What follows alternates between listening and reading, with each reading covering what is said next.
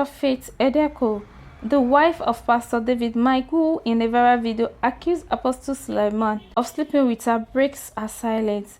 Pastor David, in the viral video shared on Sunday, January 24th, alleged that he was a former pastor with Omega Fire Ministry, preceded over by Apostle Suleiman. He alleged that while he was still in the ministry, Apostle Suleiman slept with his wife and then transferred her to Abuja, where she is now heading the church branch. He also alleged that the clergy has stopped him from seeing his 3 children and has also threatened his life. Pastor Edeko described her husband's allegation as cheap blackmail. She said it was David who walked out of the marriage and that she suffered so much abuse while she was still living with him. She insisted that she did not abandon her marriage, but rather it was her husband who abandoned the family and even demanded a refund of her bride price from her family. Watch the video. Hello, Pastor Mike. First of all, I bring you greetings from your 3 kids. I bring you greetings from them, Michelle, Great, and Gabriel. I just got a video trending online and I thought it fit to reply you. It is me you have issues with, then I think you should face me. I don't know why you're fighting a man who obviously has done you no wrong and has no hand in whatever issues we both had. You have called on Nigerians over an issue that you already know the truth. I don't know why you're doing this. I don't know who paid you. I don't know what you want to achieve. But the only thing I'm going to say to you, haven't you done enough? Have you not destroyed this heart enough? Haven't you done the worst that any man could ever do? Have you not done? Aren't you tired of the too many things you've done to me? Aren't you tired? Aren't you tired of the things, the pain, the things that are too despicable that I can't even tell the word? Are you not tired? Are you not tired of plugging someone's daughter into pain? Aren't you tired? Are you not tired?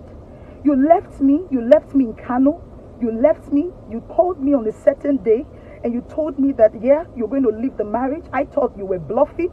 I called my people and they can testify. My mom is there. My brothers are there. My elder brother called you from UK.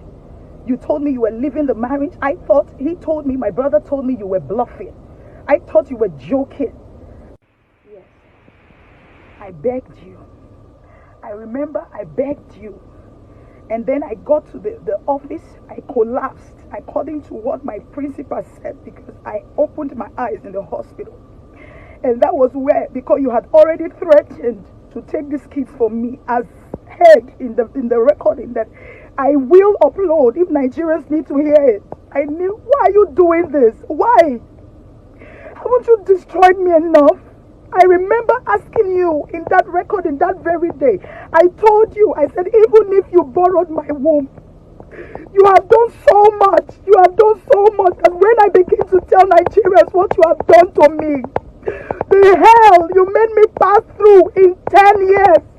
Mike, I have hidden this because of the respect I had for you as the father of my kids. I never ever wanted to drag you online because internet don't forget issues and I have children that I value so much. I know how this is going to affect them. I never wanted it, and so I allowed you to take your way and allowed you to have your way, whatever you wanted. If I begin to tell Nigerians the hell with evidences that you, Mike, has passed me through for 10 years, people are going to come out to do videos too because there are people who were first-hand witnesses to your maltreatment, Mike. They have that recording to show, and I'm going to upload it. I'm going to upload those recordings. I will call my brother now for those recordings you send them. You told them that I was going to crawl in the gutters, that I will eat from the dustbin. In your own words, you said that to my people. And I told them not to do anything to you, that you are still the father of my kids. Oh, Jesus. And then I picked the pieces of my life in depression. At some point, I had contemplated suicide. And it was my little boy who God used to rescue me that very day. I had written my suicide note. I had written it down. I bought the sniper because I couldn't fathom why I will live life this much pain. Are you not tired? Mike, are you not tired? I won't drag you. I am only replying you. I won't drag you because of my children. But if you push me, I'm doing this reply right now to you, Mike, please. You have done so much. It's enough. It's enough. And you left. I picked the pieces of my life. I picked it. Even when you told my mom that it is not in your house I will do international ministry. I preached the gospel even before I met you. I remember I couldn't face Apostle John, the same Apostle John Suleiman you are dragging right now. I couldn't face him. I could not. I was so scared. You had this whole thing planned out. And I told my brothers that I was going to crawl in the gutters. I will not reply you, Mike. My people will reply you. Because they all know how you've treated us and how you've gone over these issues. You have recordings you sent to them. You had this thing all planned out. And like I said, this is the worst you can do. I will come out of this one, Mike. I am not hypnotized. I am not under a spell. I know exactly what I'm doing. And listen to me, you had all this planned out. We got married in 2009. We were given 2 certificates. And I was told by the church to return 1 certificate to the local government. And the other wedding certificate was mine. You took the duplicate that I was to send to the local government. And you came back, Mike, to tell me that that certificate got missing because you said you wanted to do a visa. I kept quiet. A year later, Mike, you came back to me. If I'm lying, counter this video. You came back to me and you told me that you need the original of a wedding certificate, that you want to do a visa. I gave it to you. You came back again, Mike, and you told me that you have lost it. And you... Mike, this is it. This is the worst you will ever do. I had to get into this car because I did not want my kids to hear nothing. I have always protected them. You have no conscience, Mike. You care about nobody. You have always been that way. You have no conscience. And listen, this is the worst. You told my brothers I would crawl in the gutters. And this is it. Walking out of me, taking your diary, that was the last struck. Oh God, how much I cried. I begged you. Listen to me. This is the last you will do. And guess what? I will come out of this so scared. I was damn scared. I couldn't even approach Apostle Johnson Suleiman. I could not even go to Omega Fire Ministries. It was people like Pastor Dan Okoje, people like Apostle Tenebe that took me and begged and told Papa not to throw me away. That I have a ministry. My life cannot end because of you, Mike. And then it took 1 year because before even Papa could hear me out, the same man you are accusing of what I don't know, the same man, it took him 1 year to even hear me. Papa was never aware that you left the house. This has nothing to do with Omega Fire Ministries, and you know it. Mike, you know it. And then the next hits you drew the last draw that broke the camel's back. You went to my people and demanded your bride price. Mike, I remember I called you. And you told my people, you went to my house, you went to my mom, and you guys demanded your bride price. In your words, Mike, you said you're not ready to judge to anybody.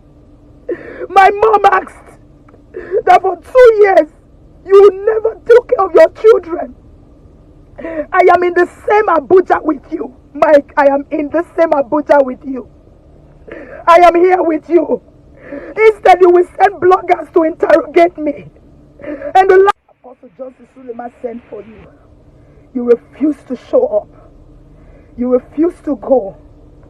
You did so much that I am not going to say. I'm not going to say. I still respect you as the father of my kids. Mike, don't push me to the wall. Leave me alone. Leave me alone. Don't push me. I respect my kids. I do. And I'm going to watch what I say concerning you. But please, do not push me to the wall. Thank you. If you still have a little conscience in you, use it. And the next thing you said, that I went to a hotel when Michelle was just barely 6 months, and I came back. Mike, you don't deserve anything good in your life. This is the worst you will do, yes. This is the height you will tell the world, and of course they will pick up stones, because that is the only thing a man will say to a woman after leaving her for years. This is the only thing you can say. Are you on cider? Are you high or something? I know you drink, but I never knew that it has gotten to this height. Are you serious? And now listen to yourself. Just listen to yourself. A man who brought me up, my mother knows him as my father. My family knows him. Adopted me like an adopted child. I stayed with him even when I just was not married. I was still single when I knew Apostle Johnson Suleiman. And you confirmed it in your video. Listen to yourself, Mike. Apostle Suleiman will call me to a hotel and I will go there and pass the night. But you didn't bother because you knew I was a virgin. Can you listen to yourself? You don't deserve anything good. I kept my virginity at that age and you married me a virgin. I stayed with this man that long for years before you married me.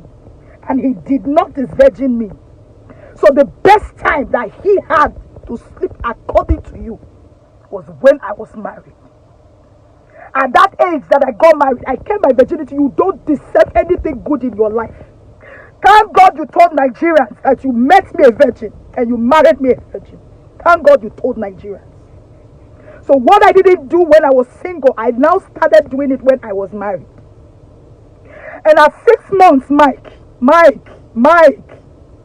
a woman who gives birth at 6 months is still not okay, still bleeding, or better still hurt. When I gave birth to Michelle, I won't cry for you, oh, I will not. When I gave birth to Michelle, I was in the hospital when your mom came to me and told me, that they changed the baby in my womb.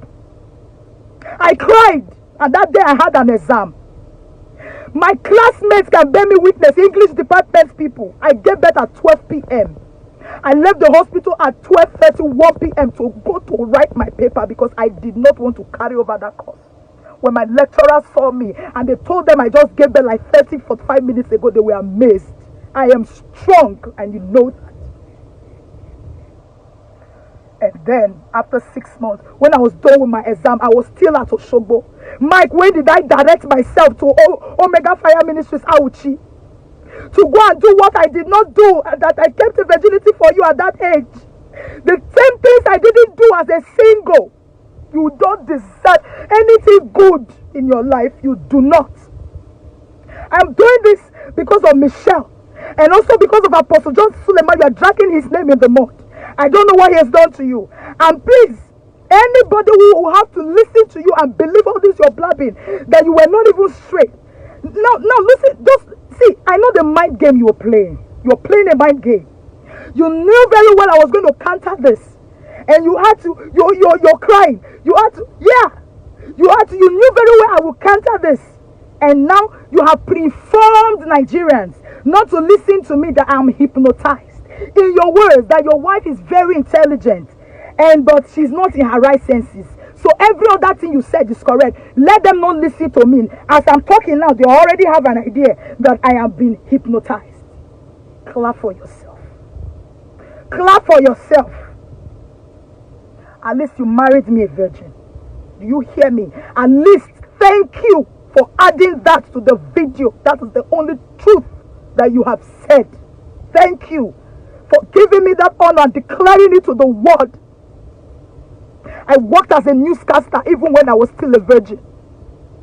You don't deserve anything good. This is another part of it. Mike, leave me alone. You've taken your diary. That's the worst you can do. This is the worst you would do. And people will pick up stones, yes, to stone me even before they hear me out. And listen, people believe what they want to believe. And that is the truth. But as for this one, I will come out of it. Please leave Apostle Johnson Suleiman alone. Leave him alone. He's my father any day, any time. My people know him. He brought me up. A man who will not sleep with me even when I was single. You think everybody's like you? Do you think everybody's like you? Leave him alone.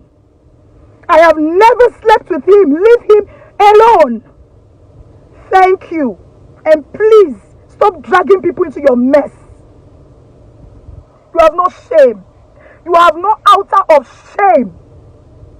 Face me is what I told you. Leave my kids out of it. Michelle has friends in school. Her teachers will show her the video. You are wicked. Is this how to this is how they will listen to you? You think Nigerians are stupid? No, you think they're stupid? You tell the one you met a woman a virgin. Oh, and another time she was going for night shift and she used to sleep there. But I didn't bother because she's a virgin. You think Nigerians are stupid? Anybody listening to you and believing what you said obviously is pathetic. And listen to me. Like I said yesterday, if you still have a little conscience in you, use it. Alright guys, that will be all for today on Hanging Out with Seyiwa on Trending News. If you have any stories you want us to cover, do not hesitate to send us a mail. And don't forget to press the subscribe button to subscribe and click on the bell icon to get notifications when we upload new videos.